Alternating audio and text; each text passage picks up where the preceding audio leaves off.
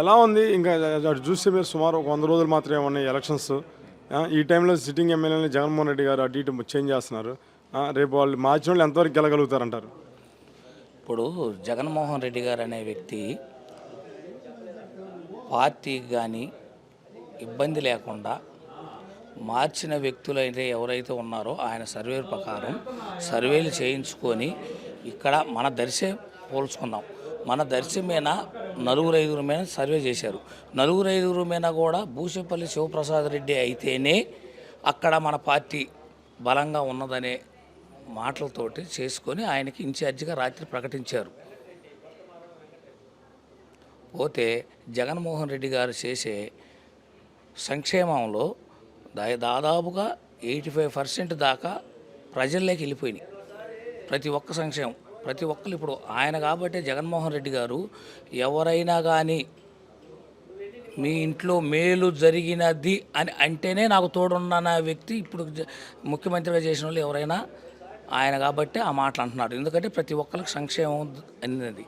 పోతే ముఖ్యంగా SC ST BC అనే వ్యక్తి సీఎం గారు మన జగన్మోహన్ రెడ్డి గారు. అందుకు కాబట్టి ఇబ్బంది ఏం లేదు. ఆయన 175 అనే టార్గెట్లో ఉన్నారు. తప్పకుండా మన దర్శి నియోజకవర్గం కూడా మన భూషపల్లి శివసారకి ఇచ్చారు కాబట్టి మంచి మెజార్టీతో గెలిపించుకోవటానికి నా తగ్గట్టు నేను తాళ్ళూరు ఎక్స్ఎంపీగా నేను సహకరిస్తున్నానని కోరుకుంటున్నాను. కానీ మరి ఇక్కడ అటు చూసినట్లయితే జనసేన తెలుగుదేశం రెండు కలిసి పొత్తు మీద ఉన్నాయి. త్వరలో కాంగ్రెస్ పార్టీ బాధ్యతలు కూడా షర్మిల స్వీకరించబోతుంది. ఒకవేళ కాంగ్రెస్ పార్టీ కూడా తెలుగుదేశంకి రేపు మద్దతు తెలిపితే మరి అప్పుడు జగన్ ఎలా గెలుస్తాడు?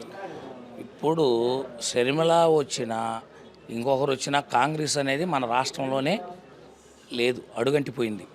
ఏది వచ్చినా చేసినా జగనన్న పార్టీ వైఎస్ఆర్ కాంగ్రెస్ పార్టీ తప్పక వేరే పార్టీలు జనసేన కాదు, జనసేన టీడీపీ బీజేపీ అన్ని పొత్తులు కలిసినా చేసినా మన రాష్ట్రంలో మాత్రం జగన్మోహన్ రెడ్డి గారు ఖచ్చితంగా సీఎం గారు అవుతారు.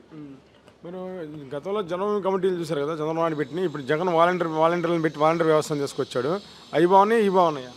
ఇప్పుడు వాలంటీర్ వ్యవస్థే బాగున్నది. జగన్మోహన్ చంద్రబాబు నాయుడు గారు పెట్టిన అది ఆ పథకం అవి ఖచ్చితంగా ఎవరు వాళ్ళు సంతకం పెడతారో వాళ్ళకే వచ్చినాయి.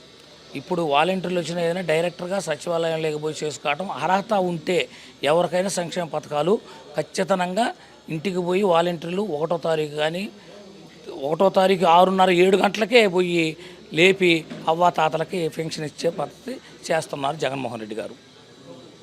అయితే త్వరలో మరి జగన్ గెలుస్తారంటారు రేపైతే? ఖచ్చితంగా 175 గెలుస్తున్న టార్గెట్ ఉంది.